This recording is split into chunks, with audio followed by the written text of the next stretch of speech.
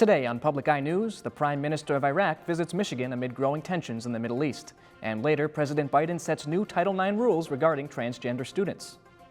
Later, Nolan Schaefer will have your weather forecast for the next couple of days, and Luke Noodle has today's sports breakdown. I'm Megan Tarcia. And I'm Liam Euland-Joy, and this is Public Eye News.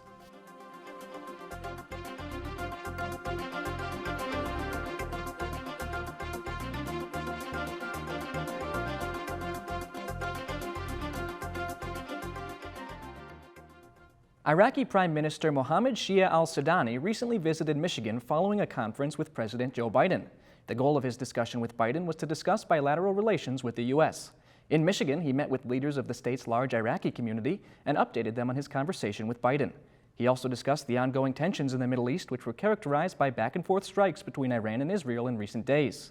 Wayne County leaders said that the meeting had been planned before these developments.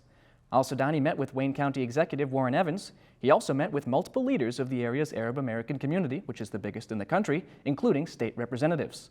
The stated goal of his visit was to establish relationships with this sizable community, which contains the largest concentration of Iraqis outside the Middle East. And the Board of Commissioners in Ottawa County, Michigan is expected to adopt an anti-abortion resolution next week. County Board Chair Joe Moss and Vice Chair Sylvia Rodea recently announced a proposed resolution to promote life. Moss said that the proposal will, quote, promote life, protect the unborn, provide resources for expectant mothers, and support organizations which assist mothers and fathers with life-affirming decisions. The proposal also prohibits county resources being used to provide for an abortion. However, a spokesperson for the Ottawa County Health Department said the county does not currently offer such services. Moss and Rodea, along with a majority of commission members, are affiliated with the highly conservative group called Ottawa Impact. They said in their statement that the resolution will be brought up at a board meeting next Tuesday. Over in Wisconsin, a new candidate is in the running for a seat in Congress. Peter Barca announced his bid for Wisconsin's 1st congressional district, which was previously represented by former House Speaker Paul Ryan. Barca, who is a Democrat, previously represented southeast Wisconsin in Congress in the 1990s, before going on to become a leader in the Assembly and State Revenue Secretary. Barca will go up against Republican U.S. Rep. Brian Steele, who is seeking a 4th term. The seat is one of 2 competitive seats up for election in Wisconsin that is being targeted by Democrats, as Republicans currently hold 6 out of the 8 congressional seats in the state. And moving our focus over to downstate Michigan, former Hartford Police Chief Tressa Baltrin pled guilty to 1 count each of delivery or possession with the intent to deliver less than 50 grams of a controlled substance and use of a computer to commit a crime, both of which are 20-year felonies. The state charged the former police chief with 9 counts total, which also included using her influence to extort others to provide her with controlled substances, illegally possessing several different types of controlled substances, and embezzlement. Due to the investigation by the Van Buren County Sheriff's Office, Beltran was made to permanently surrender her M. Cole's law enforcement license, ensuring she can no longer be employed as a police officer in the state of Michigan again. And birds of prey are taking to the skies of Detroit ahead of the 2024 NFL Draft. Why? Well, it's reasons you might not expect. Correspondent Luke Laster has more. Take a look. Now, the players preparing for the NFL Draft aren't the only ones touting a hefty resume. Meet Yahtzee, who has quite the responsibility when the NFL Draft comes to town. Is that a falcon or a hawk? This one is a hawk. Meet Cersei, the 7-year-old Harris Hawk. Strengths include teamwork and adaptability. Her trainer, Paul Thomas, says her NFL comparison, linebacker. They're a very natural falconry bird, so they're easy to train. They come back very well. And next we have Yahtzee the Falcon, the offensive threat. NFL comparison, running back. They're coming in, they can get hit 80 or 100 miles an hour when they're coming by you. Both of these birds of prey, though, have one job as we welcome the NFL Draft to the Motor City. Poop duty. That's right. Thomas says these 2 birds essentially serve as scarecrows, perched on the arms of their owners, Paul and Therese, of Scareforce Falconry. It's fun to come in and have to dissect what we have going on. We try different methods of bird control and finding out what works, and then finding those combinations and putting them together and actually being able to control the birds in the area is kind of a challenge, and it's fun for us.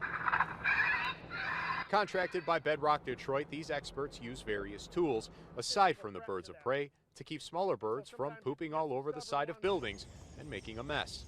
Thomas says they've been at it a few weeks already and are contracted to be around for months following the draft. It's been cool to really get to be a part of the draft and a part of the city that we love. One of our favorite parts of the job is just interacting with the people and talking to the people of Detroit and seeing their excitement with seeing the birds, and they've really embraced us. In downtown Detroit, Luke Laster, CBS News, Detroit. Now don't touch that dial. We'll be right back with your weather and national news after this break. Stay tuned. Looks like the tree has almost eaten the whole no contact hazardous substances sign. In Norway, you can pretty much bike 95% of all places. A pretty conservative setting in the sense that women kind of cooked and men worked outside. Well, my car was plain and my jeans were warm. Hi, welcome back to Public Eye News, and I'm Nolan Schaefer with your weather today. First, we'll be taking a look at a school sky cam, and as you can see, we're having some cloudy skies, but there is no chance of meatballs today. And looking further into the current conditions across the UP, we're having cloudy skies across the whole UP. In Houghton is 39 degrees, Ironwood is 35, Iron Mountain is 39 degrees, Menominee is 44, and in Escanaba it is 42. In Manistee is 43, Sault Ste. Marie is 39, and in the lovely Marquette is 42. And taking a look into those conditions further, we have winds coming out of the west at 8 miles per hour, and our barometric pressure is 29.85 inches and falling. And looking forward to conditions tonight, you can expect some mostly cloudy skies with a low of 31, winds out of the west at 15 miles per hour. And if you look in the sky, you can see the moon in the phase of waxing gibbous. And looking forward to tomorrow, have some partly cloudy skies with a high of 44, low of 34, and winds out of the west-northwest at 16 miles per hour. And looking forward to this weekend. Sunday, we have a high of 42, a low of 29, some mostly cloudy skies. Monday, same skies, but a high of 51 and a low of 41. And looking to Tuesday, in the morning, you can expect some morning showers with a high of 45 and a low of 26. And that's all I have for your weather breakdown today. Back to you at the desk. Well, thank you very much for that weather update, Nolan, but now it's time for your national news. New provisions of a revised regulation to Title IX clarify that the law forbids discrimination based on sexual orientation or gender identity.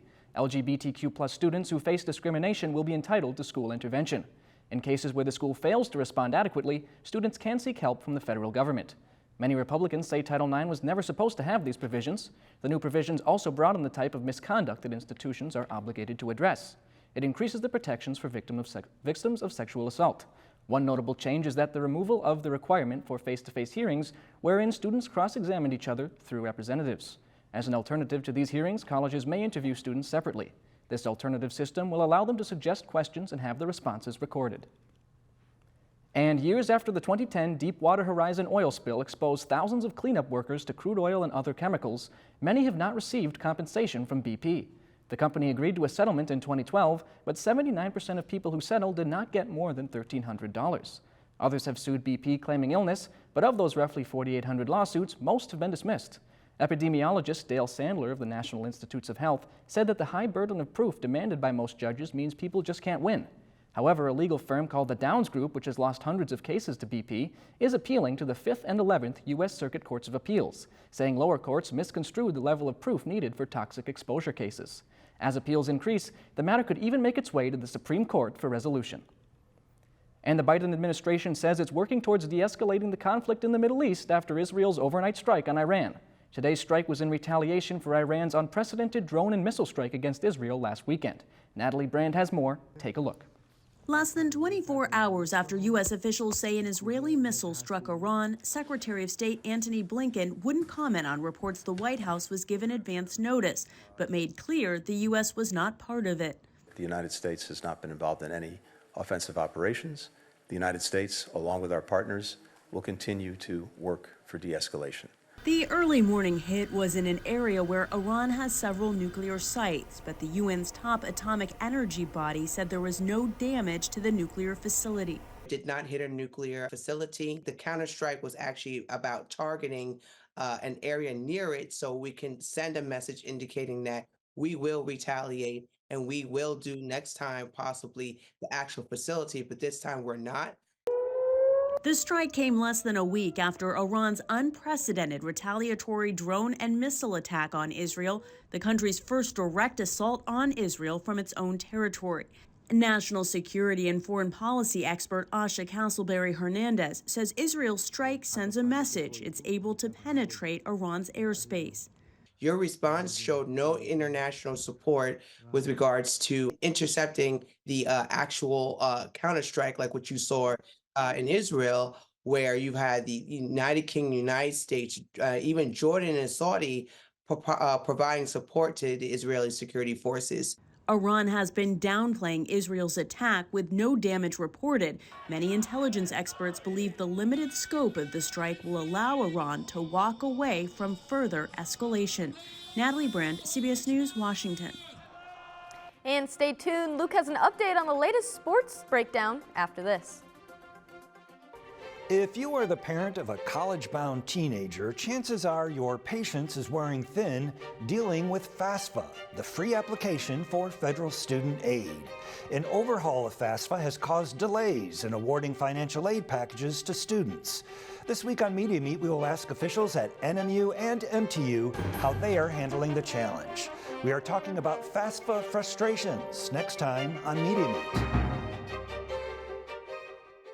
Welcome back to Public Eye Sports. I'm your host, Luke Niddle, and I'll be taking you through our Friday breakdown.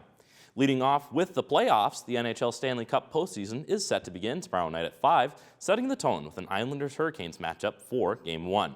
Some excellent storylines are bound to unfold in this year's offs, most notably with the Battle of the Sunshine State between the Tampa Bay Lightning and the Florida Panthers.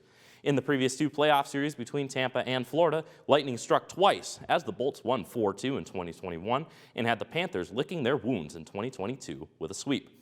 Another rivalry to take notes on is the face-off between the Boston Bruins and the Toronto Maple Leafs, clean old-fashioned hate between two original 6 teams. The Bruins have had the Leafs' number in recent playoff memory, whooping Toronto in 6 straight postseason series. And keeping it on the topic of postseasons and titles, the NBA playoffs are underway as well. Just 2 more games remain from the play-in tournament, both deciding an 8-seed spot. The Bulls and Heat will clash for the East, alongside the Pelicans and Kings dogging it out for the West. Every team here is hungry for a Larry O'Brien trophy, especially the Milwaukee Bucks. Coach Doc Rivers and company are out to prove themselves, with sweeping changes made to Milwaukee since their last title in 2021. Most notably, the Bucks have gone through 2 coaches and added Damian Lillard for a lethal duo with Giannis Antetokounmpo. The Bucks will butt heads with Tyrese Halliburton and the Indiana Pacers in round 1. And staying on the hardwood, the WNBA will be starting their season in just a couple weeks, with some very fun matchups to kick the season off. Before then, however, the draft was held, where Caitlin Clark went first overall to the Indiana Fever in one of the least surprising #1 draft choices of all time. Since being selected, Caitlin Clark jerseys have sold out in every size possible. As well, ticket prices for the Fever's regular season debut against the Connecticut Sun have risen 91%. Some of their notable players were taken in the top 10, with Camila Cardoso of South Carolina and Angel Reese of LSU teaming up for the Chicago Sky. That's all I have for sports. Back to the news desk. Well, thank you for that sports update, Luke. And I just want to remind our audience that the exciting holiday of Earth Day is coming this next Monday. But I heard, Megan, you have another story for us today. Would you like to share it? I would. I hope you guys are not afraid of snakes. A giant ancient snake fossil, bigger than the size of a school bus, was found in India, researchers reported on Thursday. The newly discovered fossil is believed to have lived 47 million years ago in western India's swampy evergreen forests. The snake was also believed to have weighed up to 2,200 pounds when it was still alive. Not something that I would like to find alive today. Well, that's all the time we have left at Public Eye News. I'm Liam Euland-Joy. And I'm Megan Tarcia. And we'll see you on Monday.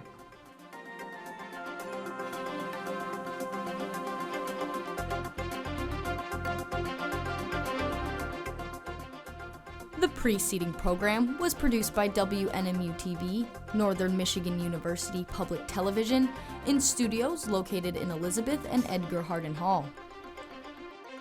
Thanks for watching Public Eye News. You can subscribe to our YouTube, tune in to WNMU Channel 13 every weekday at 4, or follow our Instagram at NMU Penn to never miss a story.